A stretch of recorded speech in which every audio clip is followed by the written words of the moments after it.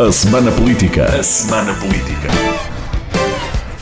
João Paulo Rebelo, Paula Santos, Paulo Edson Cunha. Debatem os principais temas da semana na perspectiva da região. À segunda-feira, a partir das 5 da tarde, com repetição, terça às 3. A Semana Política. A Semana Política. Boa tarde, estamos de volta para a Semana Política, com 3 deputados eleitos pelo Distrito de Setúbal: João Paulo Rebelo, eleito pelo PS, Paulo Edson Cunha, eleito pelo PSD, e Paula Santos, eleita pela CDU. Este é o programa em que analisamos a atualidade política, as questões que se destacam da atualidade política da semana numa perspectiva da região, digamos assim. E para hoje temos 3 temas, que são a atribuição de vagas para médicos de família nas unidades locais de saúde. Esta atribuição deu polémica no caso da Unidade Local de Saúde de Almada e Seixal. As alterações à lei do aborto, que foram chumbadas na Assembleia da República, e a tomada de posse presidencial em Moçambique. O Estado português ainda não tem uma posição conhecida sobre qual deve ser a representação de Portugal nesta tomada de posse. Começamos pelo primeiro destes 3 temas e por João Paulo Rebelo, a quem cumprimento, com boa tarde também extensível a Paula Santos e a Paulo Edson Cunha.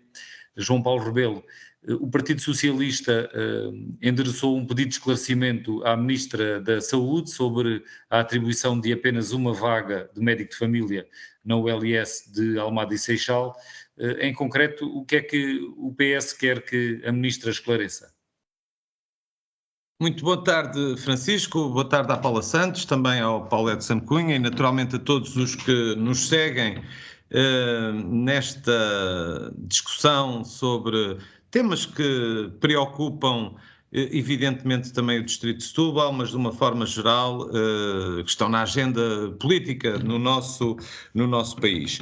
E eu ia falar, ou estava a falar justamente da agenda política, porque a questão dos problemas da saúde, do congestionamento e das dificuldades do SNS são problemas nacionais, mas objetivamente, como dizia o Francisco e bem, o Partido Socialista tem de facto, uma pergunta feita ao Governo e muito concretamente à Senhora Ministra da Saúde, porque nos parece absolutamente inacreditável que efetivamente a ULS de Almada Seixal tenha tido apenas um médico de família, portanto, de vaga para preencher no quadro. Eu quero lembrar que no final do ano o Governo fez publicar um despacho em que justamente fixou o número máximo de postos de trabalho a preencher nos mapas de pessoal das diversas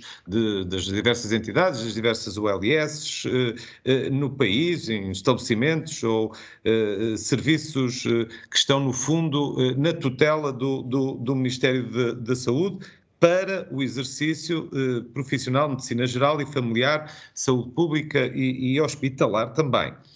Ora, o referido despacho faz inclusivamente questão de referir o plano de emergência que o atual Governo apresentou, e nomeadamente para, justificar justamente em cima desse plano de emergência o reforço e, no fundo, os serviços a assegurar aos cidadãos no que diz respeito à área da saúde.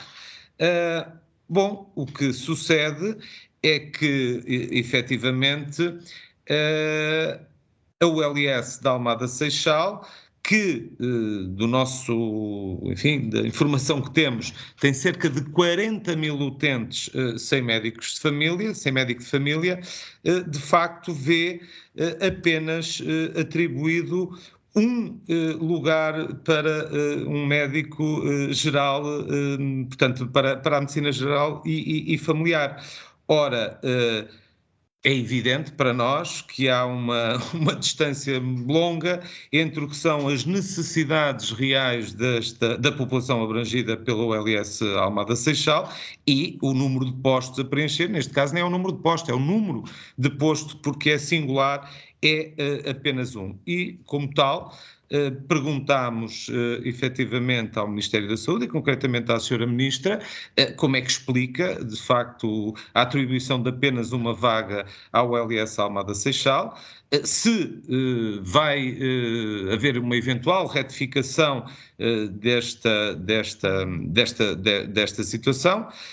Quantos profissionais, também nos pareceu interessante perguntar, quantos profissionais de medicina geral e familiar terminaram o internato recentemente nesta OLS e porque é que não foi, pelo menos, considerado o número de lugar justamente em função dos internatos concluídos.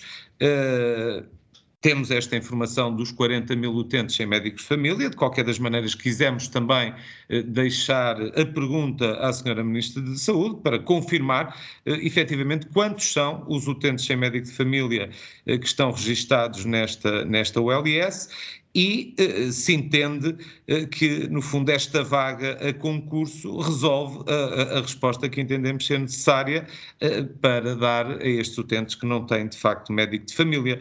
E aguardamos, naturalmente, notícias da Sra. Ministra, notícias do Governo, porque nos parece absolutamente, enfim, inacreditável que esta situação esteja a ocorrer e daí termos dirigido estas perguntas à Sra. Ministra da Saúde.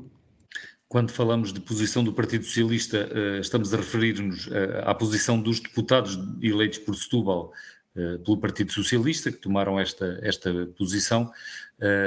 E não só, e não só, deputados inclusivamente que também fazem parte da Comissão de Saúde na Assembleia da República. Deputados do PS.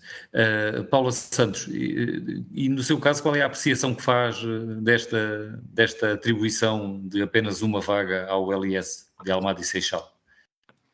Muito boa tarde, cumprimento o Francisco, cumprimento o João Paulo Rebelo, o Paulo Edson de Cunha, cumprimento todos os que nos estão a ouvir.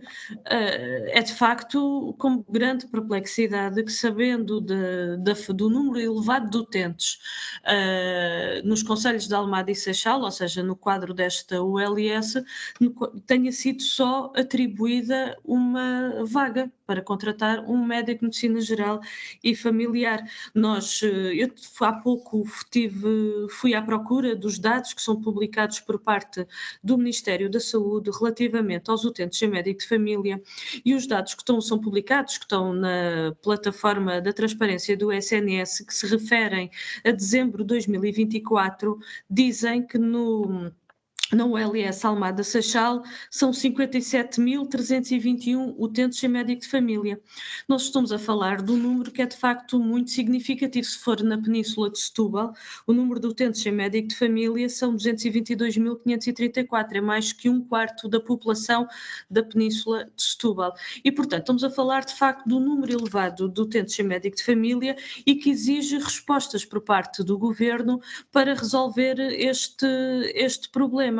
A situação é ainda mais grave quando sabemos que são precisos, aliás, isto foi informação que encontrei nos órgãos de comunicação social, fazendo referência de que seriam precisos 300 médicos, que a ULS tinha solicitado 14 e que foi atribuído 1. Eu creio que isto fala por si da forma como o Governo tem, das opções por parte do Governo relativamente a esta matéria, porque há aqui uma questão, estamos a falar de problemas que são de facto, que já vêm há muito, que não estão a ser resolvidos, e não é com concursos desta natureza e com a abertura de vagas como foi tão limitado que os problemas se vão resolver da falta para a atribuição distribuição de médicos aos utentes que não têm médico de família. Esta situação ainda tem uma outra gravidade, porque todos nós sabemos que os cuidados de saúde primários, muitas das vezes se utiliza a porta, se utiliza a expressão, peço desculpa, são a porta de entrada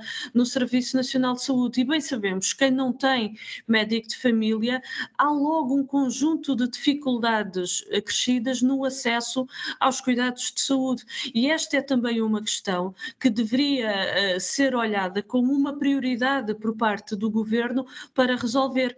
E há aqui dois aspectos que eu gostaria ainda de salientar relativamente a esta matéria, que é para se assegurar que todos os utentes têm médico, têm enfermeiro de família, é preciso valorizar os profissionais, é preciso contratá-lo e é preciso garantir as condições para que se fixem no Serviço Nacional de Saúde. É que o facto de haver muitos utentes sem médico de família, isto traz um outro problema, porque muitas das vezes é colocado, e este ano também não foi exceção, aliás, com medidas até que limitam e condicionam o acesso dos utentes à saúde, é porque bem sabemos que muitos utentes que acabam por recorrer, por exemplo, às urgências dos hospitais, muitos deles não têm médico de família, muitos deles não têm, aliás, sabemos também que na Península de Setúbal, em determinados horários, não há qualquer resposta ao nível dos cuidados de saúde primários e, portanto, as pessoas acabam por recorrer, sentindo-se doentes, com doença aguda, acabam por recorrer onde há uma resposta. E sabemos que em determinadas circunstâncias a única porta aberta é a porta das urgências dos hospitais. E, portanto, investir nos cuidados de saúde primários tem que ser uma prioridade e tem que ser uma prioridade no concreto, não é nas palavras, não, tem que de facto se traduzir nas opções e nas medidas concretas, e não é isso que estamos a ver, não vimos por parte do anterior governo do Partido Socialista e não estamos a ver por parte deste governo do PSD e do CDS. Paulo Edson Cunha, o Partido Socialista procura esclarecimentos, conseguiu de alguma forma entender esta decisão do Ministério da Saúde no que diz respeito à atribuição das vagas e mais em concreto da Unidade Local de Saúde de Almada e Seixal? Francisco Rito, também cumprimento a si e a todos os meus colegas de painel e a todos os que nos estão a ouvir em qualquer uma das plataformas. Esta é de facto, talvez a pergunta neste programa, desde que cá estou, mais difícil para mim de responder, por vezes, sobretudo o João Paulo Rebelo, digamos que quer-me pôr, se me permitirem a expressão, casca de banana, mas neste caso concreto confesso que me é muito difícil de responder, até porque o trabalho dos deputados, mais do que nós obviamente temos que ser solidários com o governo onde nós estamos, mas mais do que isso também é fiscalizarmos o trabalho do mesmo governo e defendermos essencialmente a nossa população, sendo que temos uma obrigação de defender todo o território, mas com uma especial incidência para as necessidades e as dificuldades da nossa população, daquelas pessoas que vivem no território do nosso círculo eleitoral. E aqui neste caso, de facto, é-me difícil, eu não tenho explicação, portanto não a vou dar, nem sequer vou tentar inventar nenhuma. O que vamos fazer e o compromisso que quero aqui assumir com todos é que também eu, dentro dos meus meios, e aqui os meios serão alguns que serão imagináveis também, dentro dos meus meios também irei tentar encontrar a resposta adequada que até agora não a consegui encontrar. Parece-me manifestamente pouco um médico de família apenas, sobretudo para uma população tão grande, tão necessitada e com todas as carências que nós aqui temos falado e temos defendido ao longo de, não só aqui do nosso programa, mas que eu próprio tenho defendido ao longo de vários anos. Portanto, não ficaria bem com a minha consciência agora vir aqui encontrar uma narrativa que apenas tentasse salvaguardar a posição do governo. Admito que haja tenho que admitir que haja um motivo sólido e que faça algum sentido. Independentemente desse motivo, há uma coisa que não se altera, há um facto que não se altera. Continuará sempre a ser muito pouco. É o que eu tenho para dizer relativamente a esta questão. Não sei se o João Paulo Rebelo ou a Paula Santos querem acrescentar alguma coisa mais. Caso contrário, passamos ao próximo tema, que são as alterações à lei do aborto. Foram chumbadas esta semana na Assembleia da República. O PSD mostrou-se contrário a qualquer alteração que venha modificar aquilo que resultou do referendo de 2007.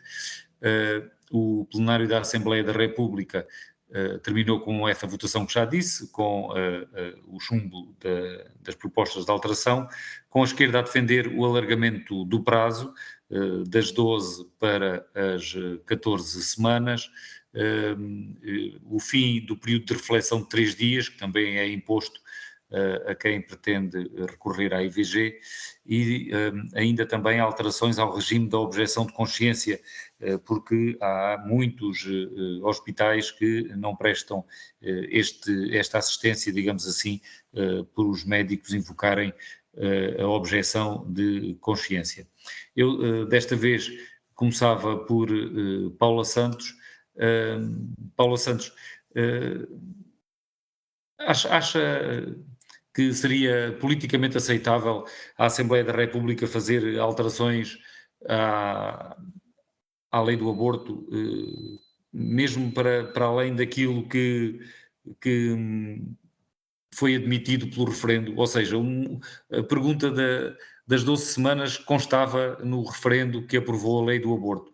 E acha que a Assembleia da República não precisa de ser limitada por esse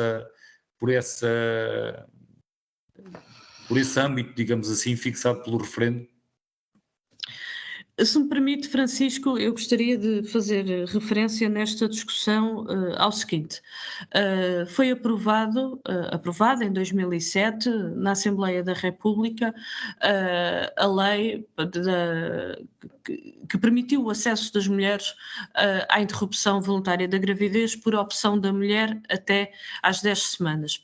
Isto foi um longo processo de luta por parte das mulheres no nosso país, em que o PCP teve, ao longo de todos estes anos, uma intervenção muito firme na defesa da interrupção voluntária da gravidez por opção da mulher. Aliás, eu recordo que fomos o primeiro partido a entregar uma proposta nesse sentido na Assembleia da República em 1982 e houve debate nesse momento. Foram precisos mais de 20 anos até à consagração da lei do acesso à interrupção voluntária da gravidez. Passados 17 anos da aprovação desta legislação, a verdade é que hoje se identifica múltiplas dificuldades para dar cumprimento àquilo que está na lei. Eu estou a fazer esta referência de uma forma mais desenvolvida para depois se compreendam e irei à questão que colocou. Porque a verdade é que é preciso, em primeiro lugar, garantir o cumprimento da lei. E foi com esse objetivo que o PCP interveio neste debate, com propostas concretas, por um lado, para impedir retrocessos, porque nos recordamos o que é que aconteceu no anterior governo do PSD e do CDS, à última da hora, aprovaram uma alteração à lei da IVG para criar dificuldades e obstáculos no acesso à IVG, em boa hora, na nova fase da vida política nacional, que com a intervenção decisiva do PCP foi possível revogar esse retrocesso que o PSD e o CDS queriam impor. Mas a verdade é que há um conjunto de obstáculos que hoje existem e que estão a criar dificuldades a muitas e muitas mulheres que pretendem aceder à interrupção voluntária da gravidez. Ainda esta semana houve a oportunidade da discussão do relatório da entidade reguladora da saúde, é que identificava alguns desses obstáculos, por exemplo, a ausência de protocolo de articulação entre cuidados de saúde primários e cuidados hospitalares, o fato de muitos hospitais não prestarem este tipo de cuidados, a objeção de consciência, foi identificado que não havia qualquer registro nacional dos objetores de consciência e a verdade é que a lei estabelece que, no caso da objeção de consciência, deve haver uma declaração por parte do objetor de consciência. E, portanto, há que intervir. E não está alheio, já agora permitam, não está alheio o facto de haver falta de médicos, falta de profissionais de saúde, o desinvestimento de décadas no Serviço Nacional de Saúde também se reflete aqui na prestação destes cuidados. E, portanto, é preciso, desde logo, tomar medidas para assegurar o cumprimento do direito que foi estabelecido na lei. E foi nesse sentido que apresentámos um conjunto de iniciativas com o objetivo de remover obstáculos e com o objetivo de garantir o cumprimento da lei. E por isso é que nós propusemos a existência de protocolos de articulação e por isso é que nós propusemos que, caso uma entidade pública não preste estes cuidados, que seja rapidamente encaminhado para outra entidade pública, dando inclusivamente a possibilidade à mulher de escolher essa mesma entidade e caso fique fora da sua área de residência, que seja assegurado o transporte gratuito, mas propusemos também que haja um registro dos objetores de consciência e que seja centralizado na Direção-Geral de Saúde com o objetivo, a questão aqui não está do respeito por este direito, nós respeitamos. A questão aqui é que, se tendo esta informação, é possível às unidades de saúde, em cada momento, fazer o adequado planeamento e organização dos serviços para prestar estes cuidados de saúde e para assegurar o acesso à interrupção voluntária da gravidez. É neste sentido que fazemos esta proposta. E propusemos sim também o alargamento do prazo da interrupção voluntária da gravidez para as 12 semanas. Esta foi a proposta que o PCP sempre apresentou, que a interrupção voluntária da gravidez, por opção da mulher, pudesse ser até às 12 semanas. Sempre apresentámos essa proposta e consideramos que ela de facto faz sentido. Em 2007 não foi possível essa consagração, mas consideramos que de facto este prazo deve ser alargado e que há legitimidade da Assembleia da República para tomar essa mesma decisão. Comparando com outros países da Europa, Portugal tem de facto um prazo mais reduzido que muitos outros países e por isso consideramos que de facto deve ser concretizado este alargamento.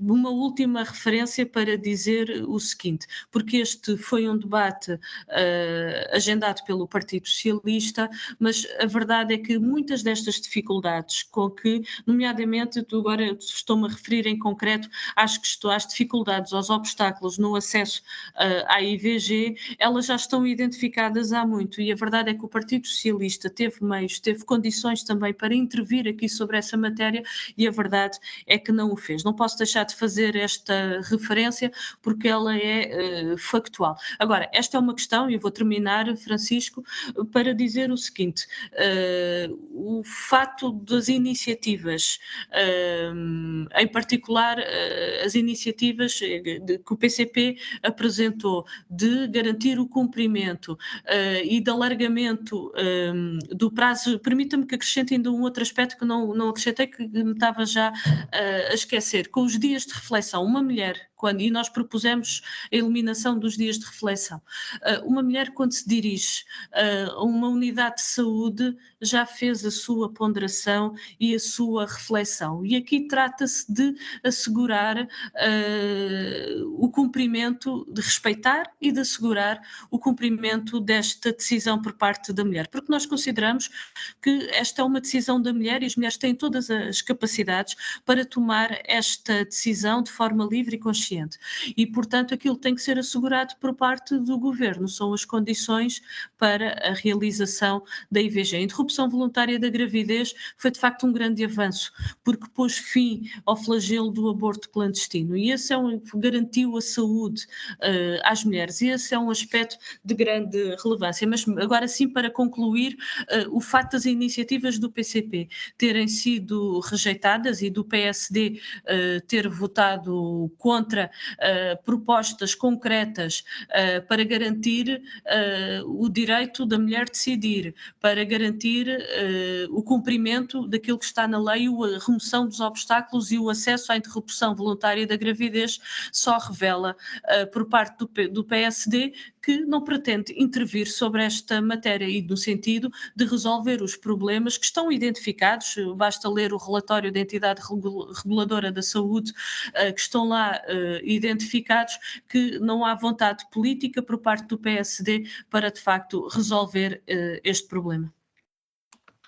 Paulette Santo Cunha, passava precisamente para si, o PSD não quer ir além daquilo que o referendo de 2007 permitiu, a pergunta eram as 10 semanas, e aproveito para fazer aqui um parênteses para corrigir o que disse há pouco, disse que estas alterações pretendiam passar das 12 semanas para as 14, mas não, o correto é, pretendiam passar das 10 semanas, que é aquilo que a lei atualmente permite em Portugal, para as 12 semanas.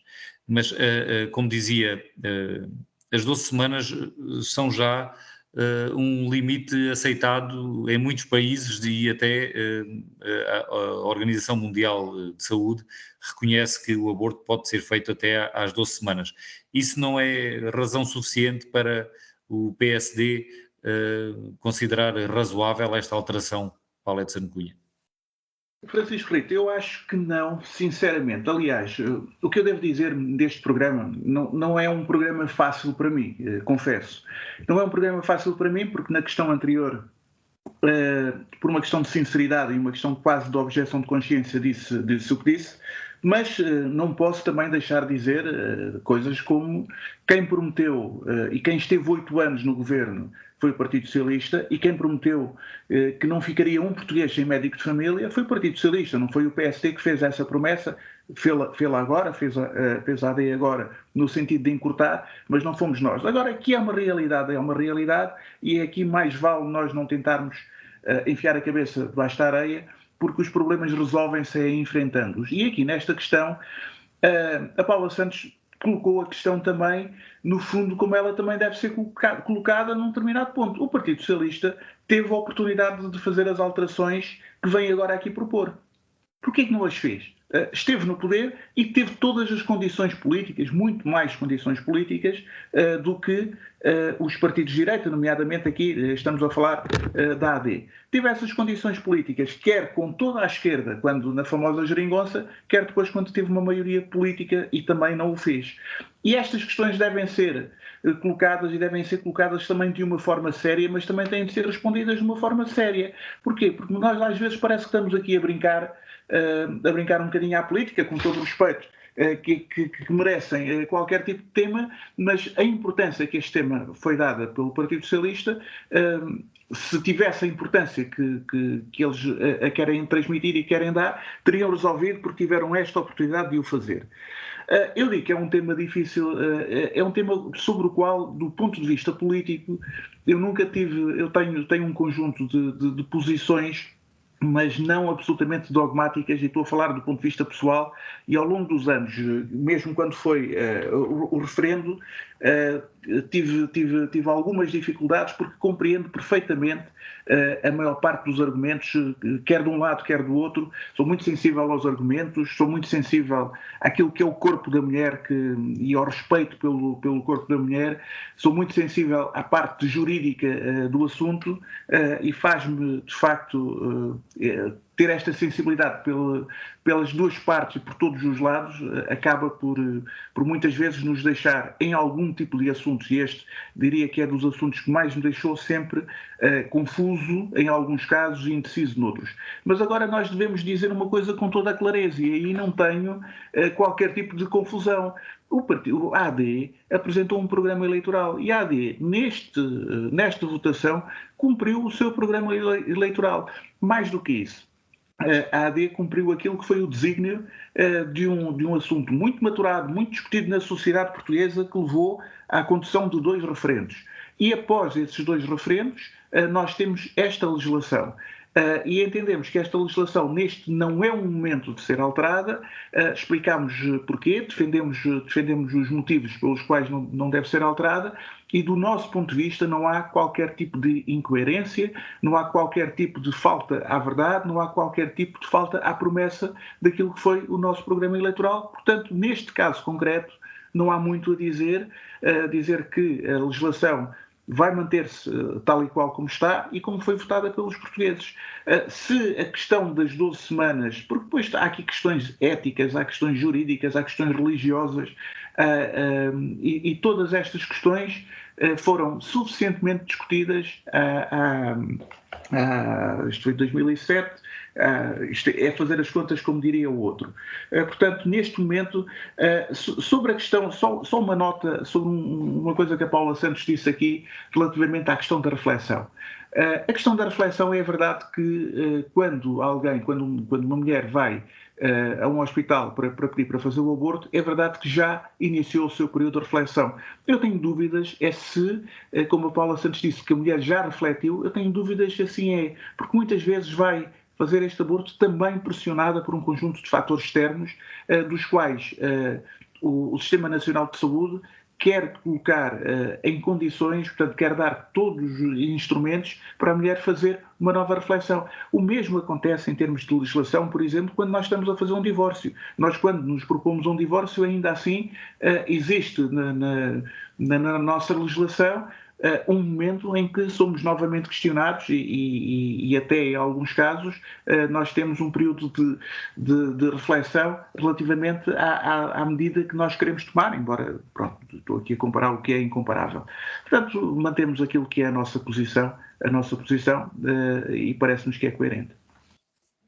João Paulo Rebelo, o Partido Socialista tem sido criticado, sobretudo, pela oportunidade desta proposta que agora levou à Assembleia da República, precisamente por ter estado no governo e até ter tido maioria absoluta no último governo e não ter, nessa altura, procurado fazer estas alterações. Como é que responde a essas críticas?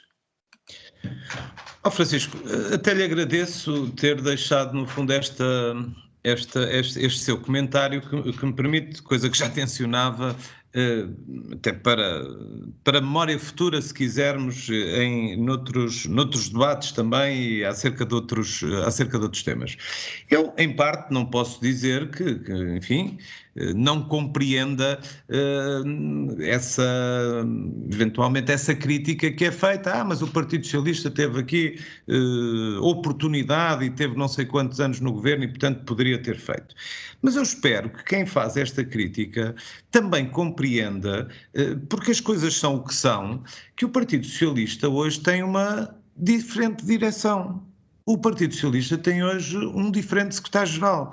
Quer dizer, pensemos, por exemplo, numa organização não partidária, onde compreendo, evidentemente, que tem que haver, digamos, níveis de lealdade com valores, de compromisso com coerências um bocadinho diferentes. Mas pensemos numa organização, numa empresa. Quer dizer, há um novo líder, uma nova liderança numa empresa, um conselho de administração novo, que decide implementar um conjunto de outras políticas e, enfim, com uma visão diferente do anterior conselho de administração. As pessoas também não se surpreendem tanto que assim seja.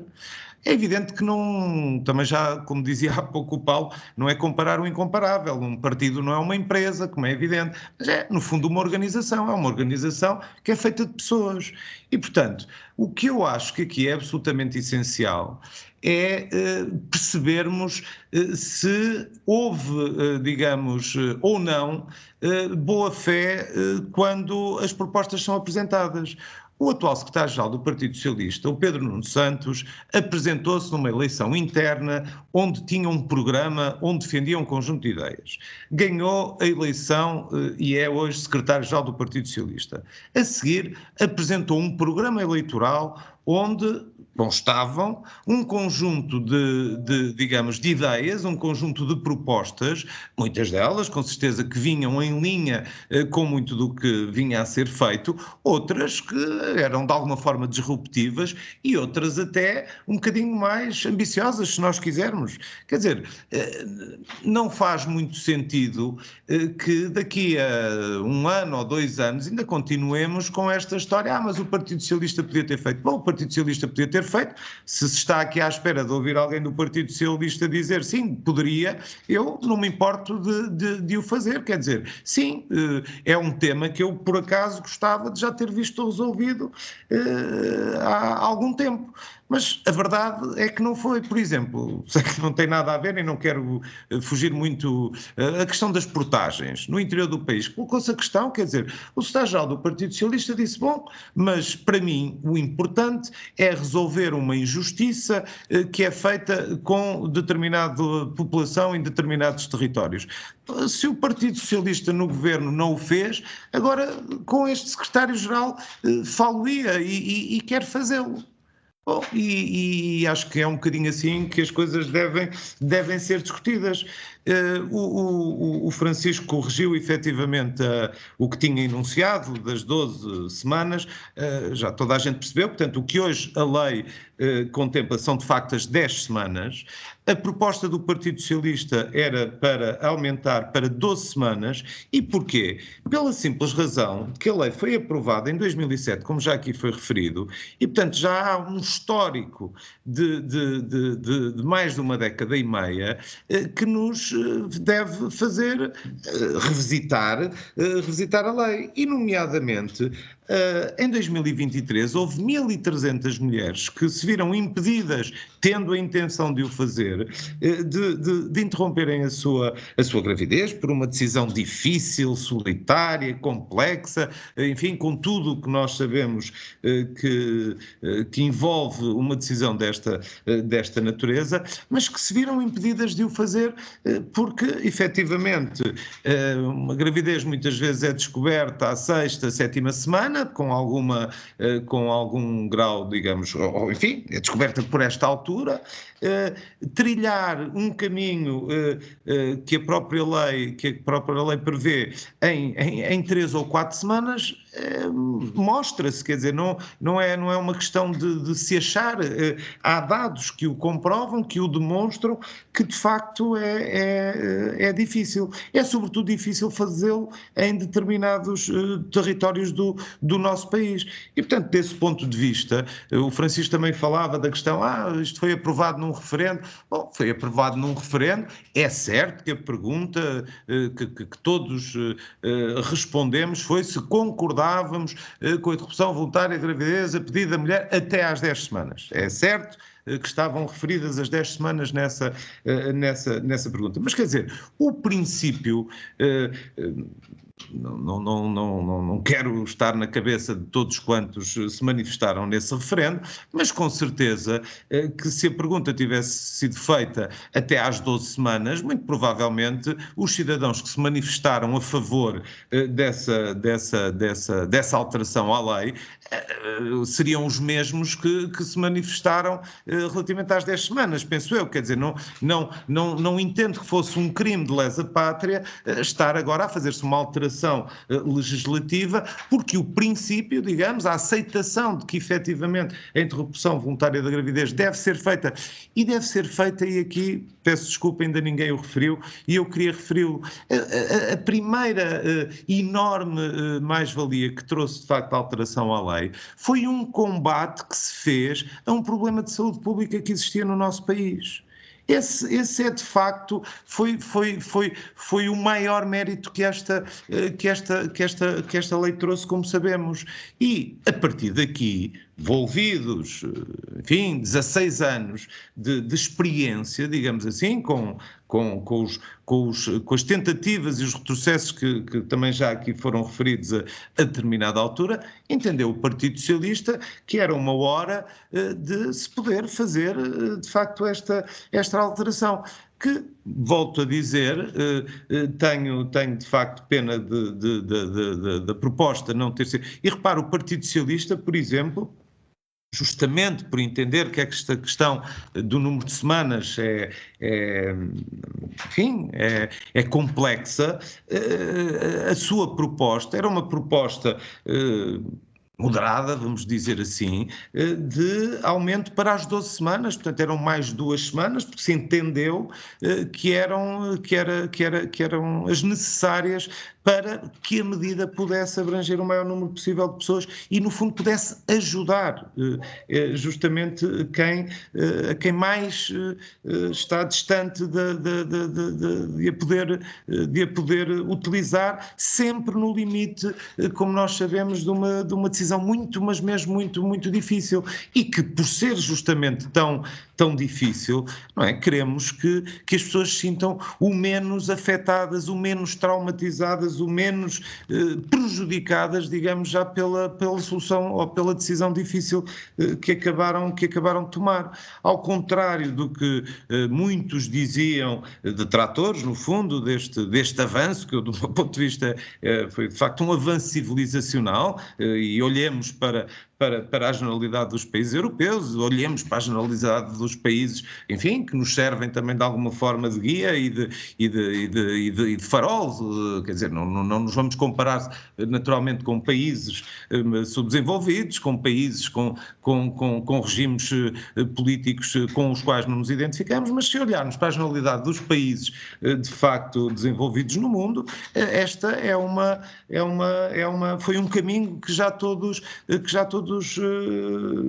fizeram, e de facto o que tinha sido, mas eu peço desculpa, o que eu queria referir era que os detratores desta medida diziam, não é? Só quem não se lembra, que o número de abortos ia disparar brutalmente, que isto ia ser enfim, um deboche quase, que passaria a ser utilizado à interrupção voluntária da gravidez como se de um contraceptivo se tratasse, ou de uma pílula de dia seguinte. Quer dizer, nada disso se verificou, antes pelo contrário, e verificam-se de facto alguns problemas, também já aqui foram referidos, não só o acesso atempado no prazo das 10 semanas, como a questão que também já aqui foi levantada dos objetores de consciência e da tal planificação que a Paula Santos aqui referia, e muito bem.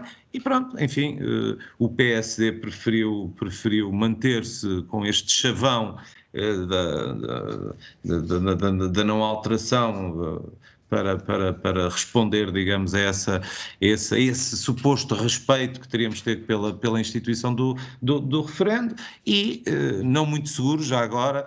Eu cumprimento, aliás, aproveito, não fiz um comentário há pouco relativamente ao tema anterior no fundo, da assunção que o Paulo Edson Cunha aqui fez, e muito bem, acho que é assim que temos que estar nas coisas, pois evidentemente, independentemente de ser um governo da nossa simpatia ou não, pois quando se tratam de reivindicações justas, quando se tratam de resolver problemas efetivos das pessoas, temos é que os defender, mas agora também não vou deixar de dizer, até pelas dúvidas que justamente aqui o Paulo Edson Cunha deixou enunciadas, que o Partido Social Democrata não estava muito certo o que a sua própria bancada parlamentar ia fazer, tanto é que impôs uma disciplina de voto numa matéria que, tradicionalmente, até para o próprio PSD, era uma matéria de consciência e, portanto, onde era dada a liberdade, de facto, a cada um dos deputados votar de acordo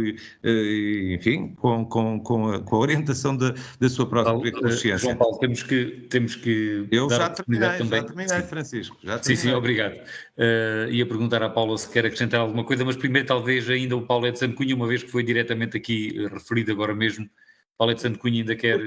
Duas notas muito rápidas. Em primeiro, não houve uma imposição nenhuma de voto, e em segundo lugar, eu percebo a posição de João Paulo Rebelo quando ele vai sempre referindo esta questão de ter mudado a direção do Partido Socialista e de nós estarmos a referir o anterior governo. Agora, não podemos esquecer uma coisa. O atual secretário-geral do Partido Socialista era um destacado governante do governo anterior. Portanto, nós não podemos ignorar isso, e eu percebo a dificuldade que o João Paulo pode ter nesta questão, como eu terei naturalmente noutras, mas isto é um facto, e é um facto que é desmentível. Paulo Santos também quer acrescentar alguma coisa?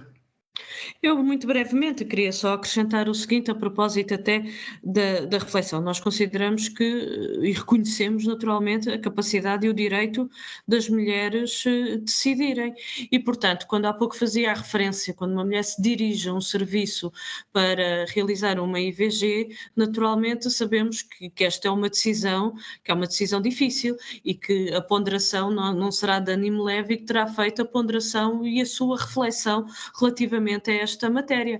E queria acrescentar ainda o seguinte: até no âmbito do processo, até à marcação da consulta, e depois até à realização mesmo. Há sempre aí dias e, portanto, todos eles naturalmente concorrem para essa e permitem essa reflexão. Não há necessidade de haver um período específico que só vai introduzir mais bloqueios. Para remate, só mesmo para concluir, que é, depois deste debate e da discussão em torno desta matéria, aquilo que fica é que, de facto, perante, e sobre isso também da parte do PSD e do Paulo Edson de Cunha não vi aqui referência, mas há necessidade de podermos ir mais longe, mas a verdade, e de não haver retrocessos, mas a verdade é que perante uma lei que está em vigor e conhecendo-se as dificuldades, os obstáculos que existem hoje no Serviço Nacional de Saúde, o Governo tem de intervir, não pode ignorar isto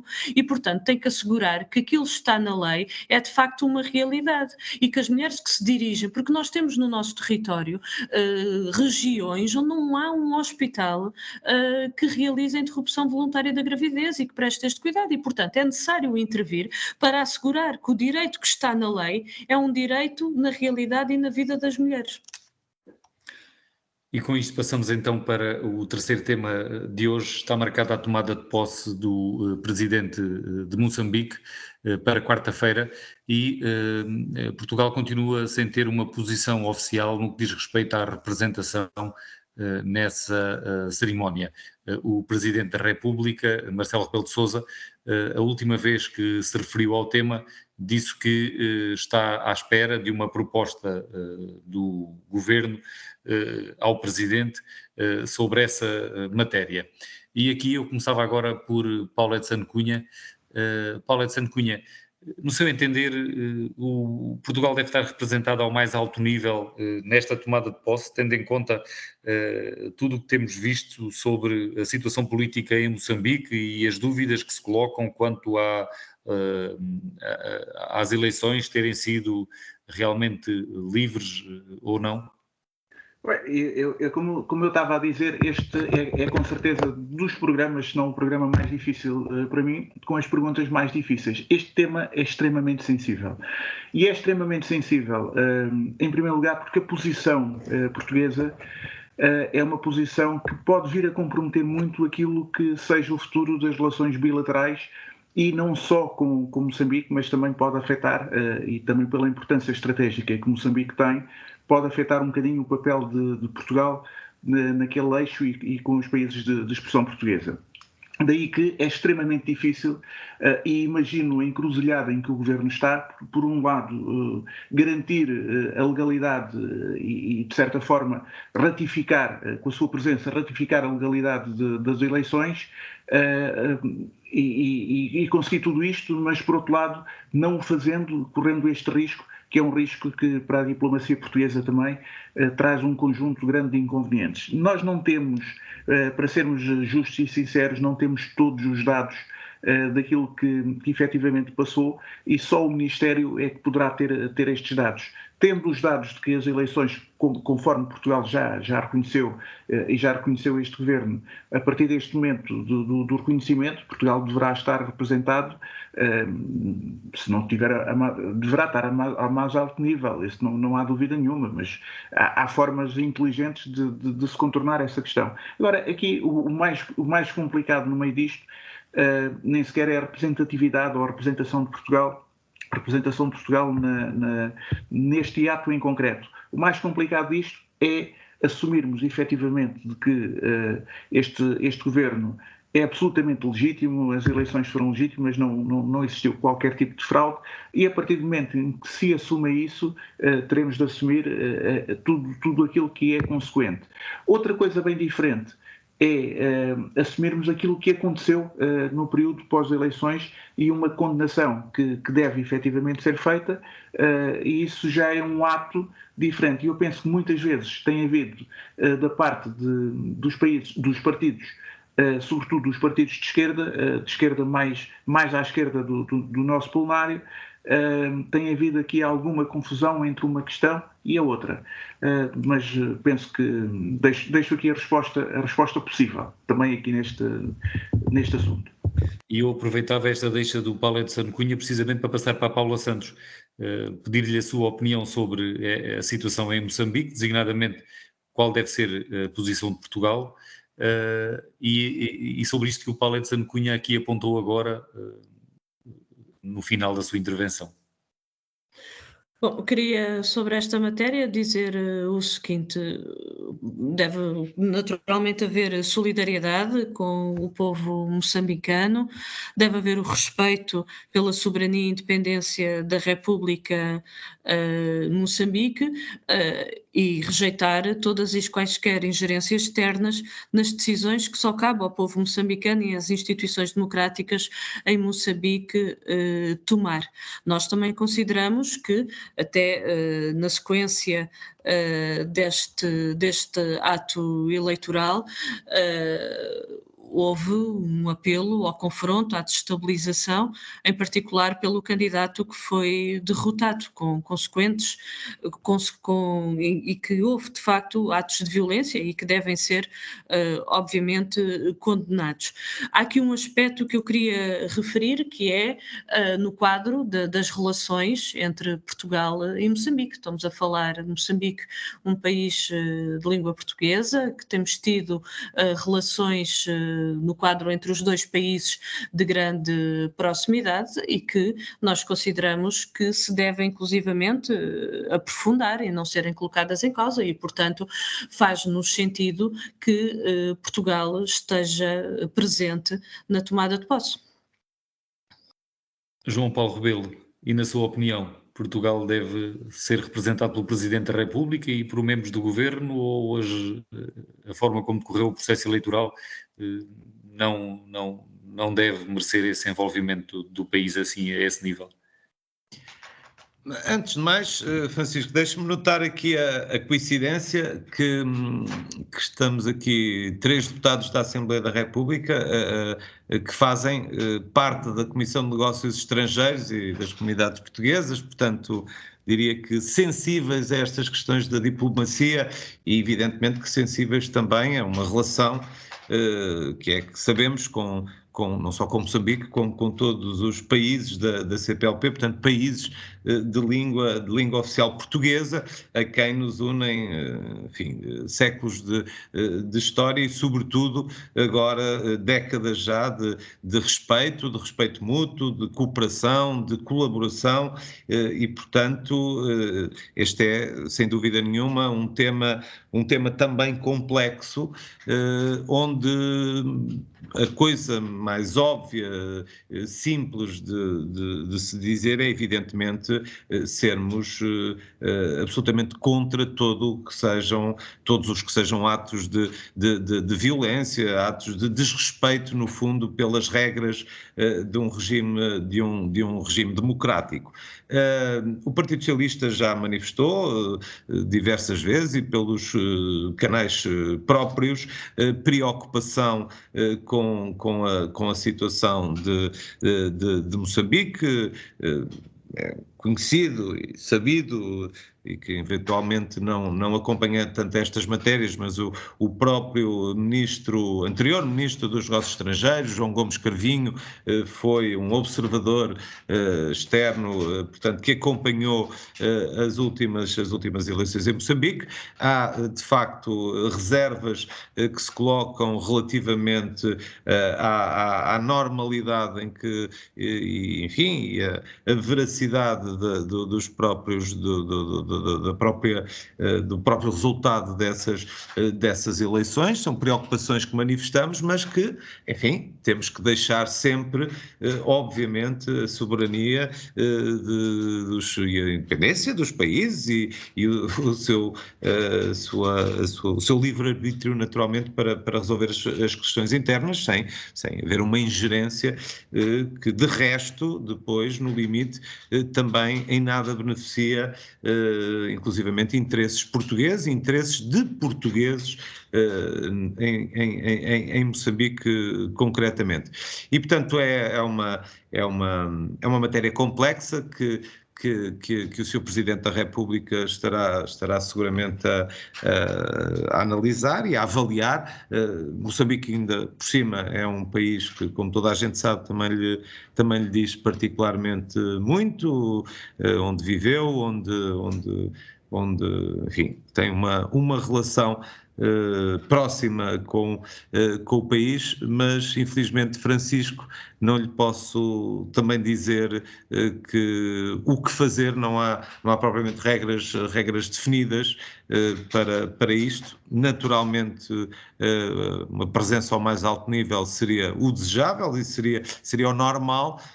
As circunstâncias, ou a circunstância também de alguma forma excepcional que se vive, pode dar uma orientação diferente ao que seria o normal nesta matéria. E assim chegamos ao fim da Semana Política desta semana. Paulo Edson Cunha, João Paulo Rebelo e Paula Santos voltam na próxima segunda-feira às 5 da tarde e o programa repete na terça às 3 da tarde e fica disponível nas plataformas de podcast.